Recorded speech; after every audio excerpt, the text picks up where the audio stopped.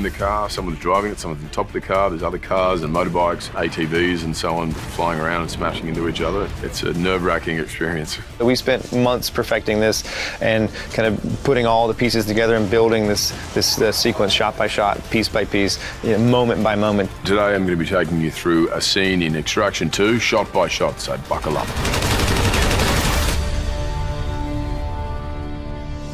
In order for all of this to work, this 22-minute sequence, it's not obviously one take. There's a lot of wipes. The trained eye might be able to pick where these handoffs are happening. I can't most of the time. Sam's going to articulate all this a lot better than I am. You just have to find like what lines up the most, what's the least amount of work for them to roto, or it's just finding that right moment where you catch gold. And so it was just me handing it off to myself in another shot. So now I'm in the car, and this is like a contortionist ballet. I'm all over the place. I'm falling down, banging my head, I jam my finger, but it lends to the chaos of the sequence. Now I'm moving backwards, shimmying so I can get a close-up of Chris, and then start to push the camera out of the car. I see the camera's been handed out the window there. So I'm reaching inside, I pull it out, I have to grab it, so now I'm operating with my arms crossed. But I kept the car in frame for the crash. And there was a guy in that car. Those guys are built from something pretty special.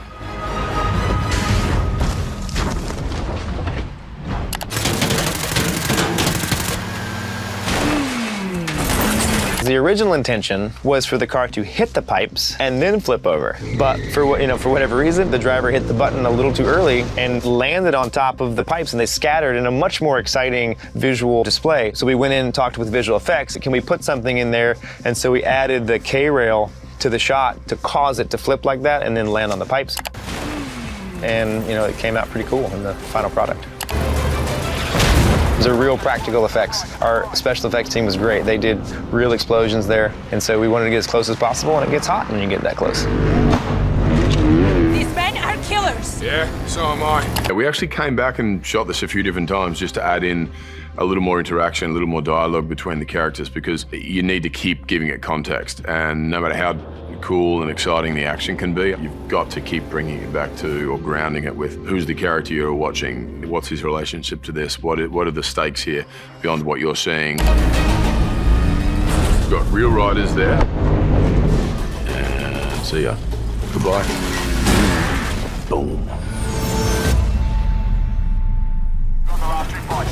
You have these two motorbikes on tracks being towed behind that vehicle, and then someone actually drive into those bikes. Now, there's a moment, if you look really closely, where not a lot of people ride the motorcycle like that, and it gets a little shaky. But we had two bikes and two dummies on them. I just love throwing in things like that. It's a throwback to me from, Jim Henson to the westerns of the 50s and 60s where dummies falling off of cliffs. It's just such a old school way of doing something like this. Bravo team, with two bikes out, get ready for extras. I really wanted to see Chris Hemsworth as the car flips over. The way to execute that was, with blue screen to keep it safe for Chris, and then when that explosion happens and the car starts to tip, we had a hydraulic lift on the car, so it starts to tip on the blue screen, and then during that motion, we stitch to practical location, practical stunt driver actually flipping the car over. I was standing on the side of the set watching this, and he got out, shook it off, thumbs up, and on we went. Girls hurt, we gotta move! A real firebomb going off and a real car flipping with our actors. Both those actors had to move at the right time in order for not to get squashed themselves. Adam Bessa and Golshifteh Farahani right there, near 10 feet from that explosion. I think we must have done about 20 takes through here, and I'm carrying the little girl. Chris is like, I don't want to run anymore. I'm like, I'm running with you, man. I'm right there with you. This was the most painful sequence, funny enough, out of all the things I'd done. It's just running with her. And I know at the end of this, Chris was like, just get me on that train.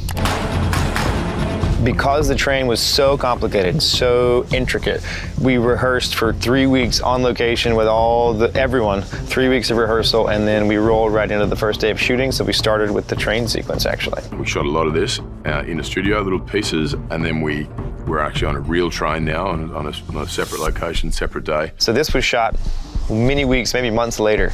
The continuity has to be so spot on, like his hair has to be the same, the costume has to be the same, the blood, all this stuff has to be, because it's from an instant in the movie, but a month apart in time. It's mind-blowing movie magic.